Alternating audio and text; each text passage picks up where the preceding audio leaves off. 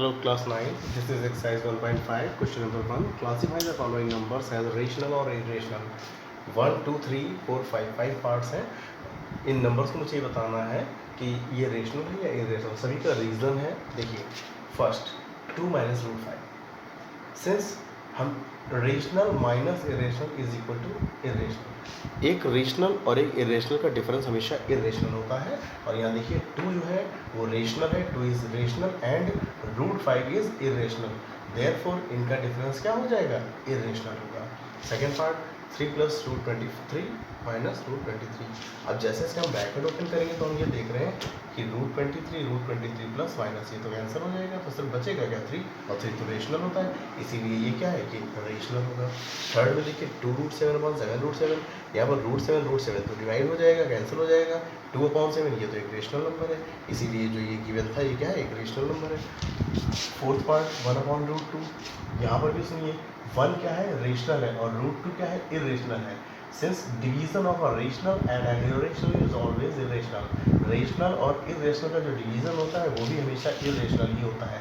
Therefore 1 upon root 2 is irrational. Fifth part 2 pi. Product of a rational and an irrational is always a irrational.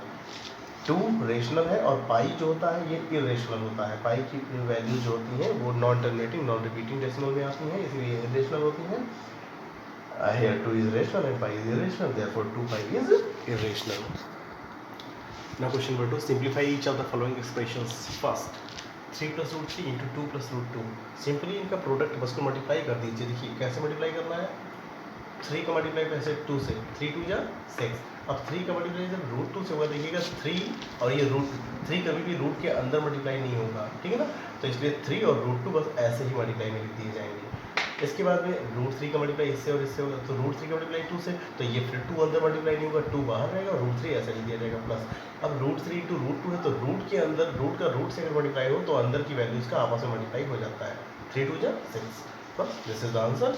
इनको हम solve कर नहीं सकते हैं क्योंकि रूट 6 के साथ रूट 6 ही ऐड होगा, रूट 3 के साथ रूट 3 ही ऐड होगा, रूट 2 के साथ रूट 2 ही ऐड होगा, नंबर के साथ नंबर ही ऐड होगा. और ये सभी सिंगल पड़े हुए हैं इसलिए किसी के साथ ऐड नहीं होंगे, ऐसे रह जाएंगे. अब ये देखिए 3 plus root 3 into 3 minus root 3. हम जानते हैं आइडेंटिटी होती है a plus b into a minus b is equal to a square minus b square.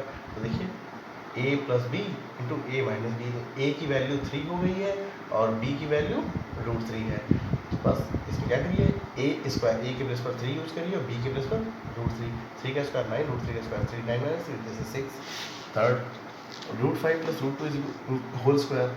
यहाँ पर हम a plus B whole square identity का यूज़ करेंगे. तो a हो गया रूट 5, b हो गया रूट 2. तो a स्क्वायर रूट 5 का स्क्वायर, b स्क्वायर यानी रूट 2 का square plus 2ab 2 root 5 into root 2. तो देखिए ये वाला तो अभी मैंने जो आपको बताया था, यहाँ पर रूट 3 इंटू रूट 2 क्या होगा? रूट 6 होगा. ऐसे रूट 5 इंटू रूट 2 क्या हो जाएगा? रूट 10. 5 2 जा 10, रूट के अंदर मल्टीप्लाई. अब सुनिए रूट 5 का जब स्क्वायर कभी भी करते हैं तो रूट हट जाता है, तो रूट हटेगा. रूट 5 का स्क्वायर सिर्फ 5 रह जाएगा, रूट 2 का स्क्वायर 2 रह जाएगा, 5 प्लस 2 7, 7 प्लस 2 रूट 10. आंसर हो गया. फोर्थ पार्ट जो है वो बेटा बिल्कुल सेकेंड पार्ट की तरह सेम है, वो अपने आप करेंगे.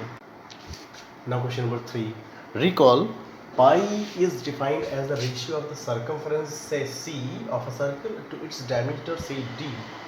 देखिए आप एक फार्मूला पढ़ा होगा, circumference is equal to 2 pi r. Circumference को अगर हम सी से नोट कर लें, यहाँ पर डायमीटर को डी से नोट किया जा रहा है. Circumference is equal to 2 pi R पढ़ रखा है और 2 और आर मिलकर यही तो डायमीटर हो जाता है, तो हम पाई इंटू डी भी कह सकते हैं. ये डी ही तो हो गया. तो अब आप देखें तो ये सी के अपॉन में हम डी लिख सकते हैं, c upon d. This is equal to pi, तो pi is equal to c upon d. Circumference upon diameter वही लिखा गया है कि pi is defined as the ratio of the circumference to its diameter, that is pi is equal to c upon d. अब देखिए circumference कोई value होगी, diameter भी कोई एक वैल्यू होगी डिजिट में, तो ऐसा तो ये लग रहा है कि ये पी अपॉन क्यू फॉर्म हो गई. और पी अपॉन क्यू फॉर्म में जो भी नंबर्स होते हैं वो सब रेशनल होते हैं, बट पाई तो इरेशनल बताया जाता है. तो सी अपॉन डी ये पी अपॉन क्यू फॉर्म दिखा रहा है, ये रेशनल दिखा रहा है, जबकि पाई इरेशनल है. तो इरेशनल इक्वल रेशनल ये तो हो ही नहीं सकता है. तो ये कंट्राडिक्शन हो गया, विरोधाभास हो गया यहाँ पर. तो यही लिखा है, this means to contradict the fact that pi is irrational. How will you resolve the contradiction? देखते हैं वास्तव में कोई कंट्राडिक्शन है ही नहीं. देखिए there is no any contradiction. When we measure a length with any instrument, we only obtain approximate value, not the exact value. जब भी हम स्केल का यूज़ करें या मेजरिंग टेप का यूज़ करें और कोई लेंथ हम जब मेज़र करते हैं तो रियली वो हमको जो वैल्यू मिलती है वो अप्रॉक्सीमेट वैल्यू होती है, वो एग्जैक्ट वैल्यू नहीं होती है। डेसिमल में कुछ प्लेसेस का डिफरेंस ज़रूर रहता है, वो अप्रॉक्सीमेट वैल्यू। एग्जैक्ट वैल्यू को तो हम कह सकते हैं कि ये रेशनल है या नहीं है। तो जब अप्रॉक्सीमेट वैल्यू है तो सरकमफ्रेंस को मेज़र करें चाहे डायमीटर को मेज़र करें तो हम ये कैसे कह सकते हैं कि ये इरेशनल नहीं है, ठीक है ना। तो वो सी या डी कोई भी एक इरेशनल हो सकता है, और जब सी या डी में से कोई एक इरेशनल अगर हो गया तो रेशनल और इरेशनल का डिवीज़न भी इरेशनल होता है, इसीलिए सी अपॉन डी जो फ्रैक्शन होगा वो एक इरेशनल होगा। जबकि has the value of pi is approximately equal to, pi की वैल्यू इसीलिए अप्रॉक्सीमेटली इक्वल टू 22/7 होती है। 22 को अगर 7 से डिवाइड करें तो जो हमें ये वैल्यू मिलती है, ये आप देखिए non terminating non repeating decimal में आती है, इसीलिए पाई को हम इरेशनल कहते हैं। Therefore pi is irrational.